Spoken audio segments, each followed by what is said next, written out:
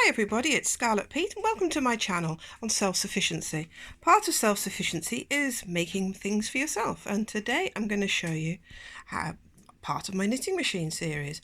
I was going to do some knitting and then I found out that this poor knitting machine has a part of the knitting radar here. It has little rulers. One of those rulers has gone straight down and gone into the bed of the knitting machine, into the gubbins of it. So I'm going to show you on this video how to open up the back of your knitting machine and extract said ruler. Now this is relatively easy to do, as long as you remember the parts you take off, where they come from, and put them in the right order. You're only going to need one tool, which is a Phillips or star-headed screwdriver, because you have two screws here to undo. So first of all, we'll undo those. Now put the screws where you need them to be, so where you know you've took them from, which is there. Next we're going to take off, just by pulling upwards, these little plastic bits. Now I'm just going to place those behind, in line, so I know where they've come from, if I need to take those off. Next, this bit's just going to lift straight up, just like that, to expose the punch card mechanism. Now that's all perfect, as you can see, and that's not what we're up to today, but if we go along here, we need to get this large piece of plastic out, which is anchored. Now it's anchored with two places. One, it's anchored into the body of the machine here that will need prizing apart with a screwdriver, possibly, and the other, it's got these dials on. So let's look at doing this. So you see here there's a little red selector switch. That needs to be on the 1-1 rather than the half. So that needs to go here to the left, because here the plastic casing will allow it to lift up. Here it won't. So let's flick that to the left into the hole. Now these just pull nicely up. Now if you have any problem pulling them up, gently ease them up with possibly something flat underneath, like that, in a lifting movement, and they just pull up, and as you can see they can only go back in one direction, and this one went like that. I'm lifting it up and putting it as I took it off, and the same with this one. So that's everything done now. That should come just straight off, which it does, can you see? But we have to prise it out of here. I'm going to push that lever back and see if that helps with the prizing. No, it doesn't. So what we're going to have to do is two-handedly, I'm going to have to pull this apart here slightly as I lift up. So I can't film and do that, so I'll just do that now.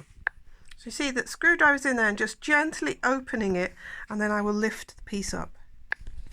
And these were the notches that were holding it. So as you pull up, you've got to pull it in an angle like that and out along those directions.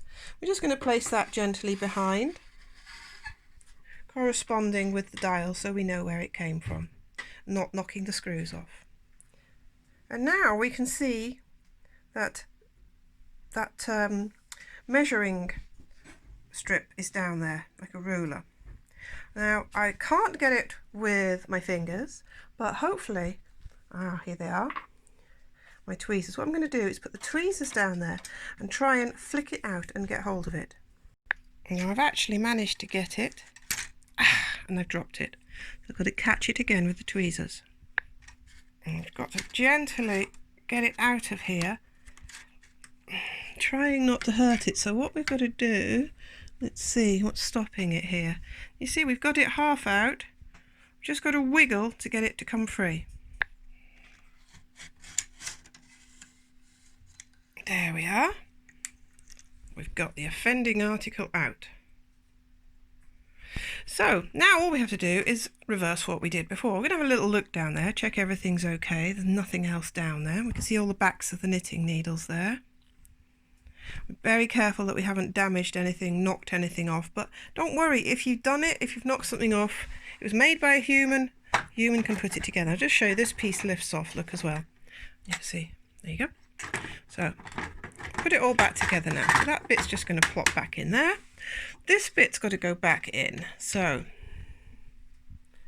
this bit needs to go hooked under the bit there at the back, allowing in the selector thing, and then it'll just drop down onto those there, like that. I'm going to need 2 hands. You see, I've nearly got it in. What I'm going to do is just push it and wiggle it.